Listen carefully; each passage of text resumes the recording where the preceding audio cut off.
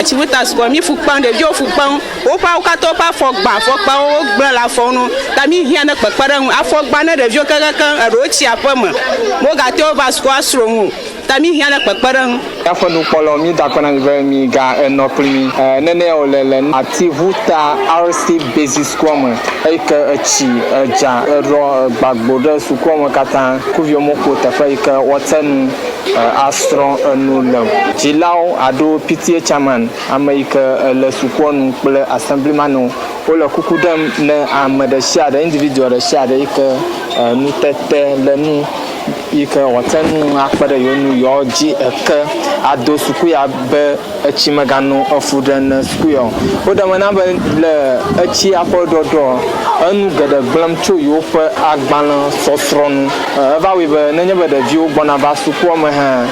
o pe na fu pe ye yo fokodi ono ejizom afi eno sukwom fam konyinya Joseph Laguda anyinya Atsivuta R.C PTA chairman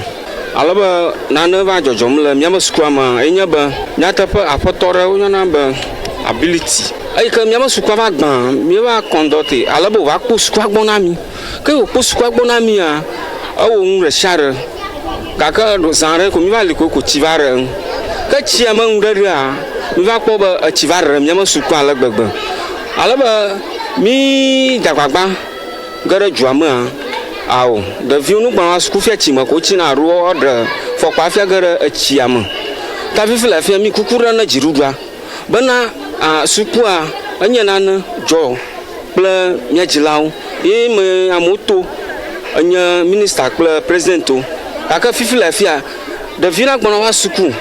Dennis viu lama wadre fokpa afia gare squama achi apa gosusu avana ba de viu jagba o gava squad dopo tami kukura na jirudwa ba opere mian na ganya ka trip omo nami ha yakwa feel avaro la squama plus super de viu okpo mo agare squama alaba de nami gare miama amo gan ejika de viu to na vana squama ha fifila fia chivaro rafuma alagbagba alaba amarana no fumanu tepa anu review directing plus suba watu agara sukwam avo majijio mi samba amaru to kawo machi tam ava na ba mi va vovon ta anya ba sukwaba PTA chairman na ba kukudran bar assemblyman ba nya do jirura na jagba onami kar nyako ado taparo na ganya nyi ha ya do taparo achigara suku home ka cement block aro mi fo afi review jizom agara sukwam vono no gara sukwam ha akoba achino na home va vieto mi aba abojo poviwa o mo gata nyi hamlo mu ala ba chila suku home desk so o kata o hochi alaba mi kokopum na jirudwa bana okpere mian alaba na wana mikar achi gara tapo kata chilako gazeta po achi o kata mi dura sukwama bana chonyi chobanya ya hopona review ha lana na mako nwa chichingo achi wu kakan ta anya Joseph Laguda cho Atsivuta sukwama makukura na jirudwa ba wa okpere mian alaba mara ka pe ko jagwagba okpere mian ki suku hoya nami enya Mr. Ability taka right now fia amaraka ma ina zaduna jiruru masuku onya tami kukopu na jiruru abana okpere mian wodo sukwana mi na jijama na vana review na mi ami mlo nyira khoma mi adon suku via sosoto ado abajopo vio fa suku khomenya mezozom ayina akpeba achia anu gblem agbon le skon ayo dode te pesha te le skupo dino ko skupo jikata achi adodi Neto lo classa kan kimiona mina fa la gota achi ko la fulani kra charora ko jara kimino no ko va fan classe de dami no classe ma ko te para ko Sangla, nemi le skoma, bagata fatente nona, homo, echagrara homo. La mitten strona skoma ne charo bon. Never chichao, uvona, ora na shimyang bemji afromo. Mi le school homa, matin strona wala ba class afa. ɖeviwo ƒo break na mi be mi va ɖu nu hã ko ɖeviwo nɔ tsatsam le tsia me ta menyo ta mi dzidzim be woaƒe mia ŋu ne woawɔ nenye be woƒo breka nenema ɖeviwo do go wonɔ tsatsam tsia me etsia hã edɔléle xɔm nɔ eɖɔ emuwo nɔna etsia emua ɖewo ɖuna ke wokpɔ malaria ta mi dzidzim be woakpe mia ŋu ne miata solve problem ya ne miata nɔ sukuxɔme dedie asrɔ̃ yi ke ne hiã alo woako ke alo woade cement sukua na mi ne miata nɔ klasa dedie asrɔ̃ kple ɖevia ke mega dɔléle ke xɔ ge le. Ne mi va sukua yi mete srɔ̃na ŋu elabe tsi ɖɔ ɖe miaƒe kpɔa dzi ne mi le sukuxɔme yi mete miasrɔ̃ ŋu ta gota ko mi le nu fefefem ta mi dzi be no ku ke ne woava kɔ ɖe tsia me ne tsia mi na mie ne miate kpɔ modzanyi asrɔ̃. Miaƒe ŋkɔ nenye be miakpɔe etsi ɖɔ ɖe paka dzi katã paka ya dzi ɖeviwo wɔnu fefefem la etsi ɖɔ ɖe paka dzi katã ke akpa ke dzi etsia me ɖɔ ɖe bonua ye ɖeviwo katã wotena ƒoƒu ɖo anɔ fefefem. Mi ɖe kuku mi hiã ne kpekpe ɖe ŋu le Atsivuta sukua me elabena tsi dza egblẽ wo na ŋu le sukukpɔ dzi katã gana sukuxɔwo katã me ɖeviwo ne wodo fɔkpa be sukufɔkpa katã gblẽna ɖeviwo megate srɔ̃ wo ɖe asi ɖeviwo vɛ nɔ aƒe nɔ tsatsam nɔ tsi ƒu nɔ yi etsi ɖe mi le aƒewo katã me mi mekpɔ teƒe mianɔ amewo miama ɖewo ʋu le aƒe vɛ le teƒe bubuwo ta mi hiã ne kpekpe ɖe ŋu sukuviwo ƒe afɔkpawo katã wogblẽ woƒe godiwo katã wovuvu le tsi nyawo me ta mi hiã ne kpekpe be dziɖuɖua ne kpe ɖe mia ŋu ɖe mi hã miayi ŋgɔgbe ne ɖeviwo tso aƒe me gbɔna va suku hã wozɔna tsi dzi ekpewo ɖo na hafi wozɔ dzi ena be ɖevi geɖe megate suku fa me ɖewo tsi aƒe me ɖe tsi ɖɔɖɔ nya tata mi hiã ne dziɖuɖua be ne kpe ɖe mia ŋu ne ɖeviwo nata yi ŋgɔgbe ame ɖe sia ɖe koe katã kpe ɖe mia ŋu alo ke akɔ ʋu gbɔsusu yi maka kpe ɖe mia ŋu miafi le sukukpɔa dzi ale be tsi ƒe ɖoɖo yewo ŋu na va yi kɔ mi hiã ne kpekpe ɖe tso amewo katã gbɔ ta mi kpe ɖe mia ŋu mi gahiã ne kpekpe ɖe ŋu ɖevi suesuetɔwo ne wogbɔna va sukua afɔ ƒuƒlu zɔ abe tsia ɖɔ ta ena be wo katã ƒe afɔ gbã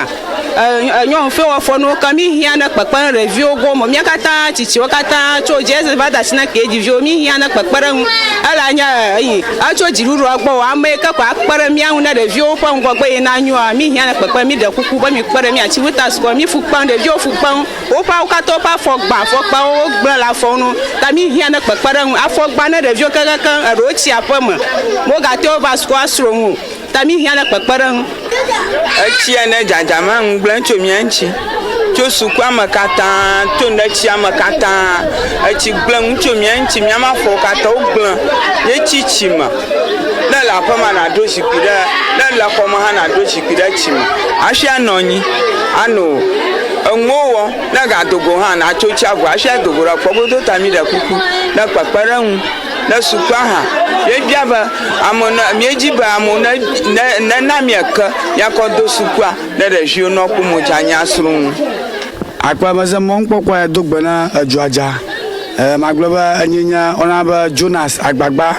si ke ame sia ame yɔna ko be alẽvia si ne assemblyman ne go kpɔ Atsivuta electoral area magblɔ be mi mele ŋuɖoɖo mo patakɔ yi ko etsi va nye ŋu yi ke ne kɔɖi ko kɔ ya gblɔ mi la exɔ miaƒe kɔnawo me xɔ miaƒe sukua katã si ke egba le wo gbe fia ne nye be nye mia viwo va sukua ke edze be wonɔ ekpe dzi zɔm afia ge ɖe woƒe sukuxɔwo me sukuxɔ ɖewo kura tsi ge ɖe wo me si ke woʋu le wo me eye nenye be wònye be brikpo hã wòdze be ɖeviwo nakaka ɖe kpo ya dzi hafi fea ɖe ale yi ke ne tsi ƒo teƒea katã ta ewɔe be akpa ɖeka ye koe ɖeviwo va le ne sukua ye miame nufialawo ŋutɔwo hã nenye be wònye be ne kpɔe akpa do zi be wodo ŋusẽ ŋutɔ wodze agbagba ŋutɔ elabe nyanyi abe ame ɖeka na nye mate dzi manɔ tsi me anɔ ŋu fiam fiam o kaka woawo ya woxɔe de me yewo wɔe nenema gaɖo ma vovɔ hã dzena wo dzi labe teƒe ɖe sia ɖe fa wova nɔ anyi ɖe afi godzi ke wodze be ŋdɔkutsu na aƒo vie kɔ eŋu ava te ɖe mía dzi ale gbegbe ta le susu me ta mi kuku ɖem ne dzoa katã dziɖuɖu ƒe amewo kpakple ame yiwo nenye ame ɖekewo be wokpe ɖe mía ŋuti ɖe woku ka ɖo ne mi ne míado Atsivuta suku ya elabe ame ɖeka pe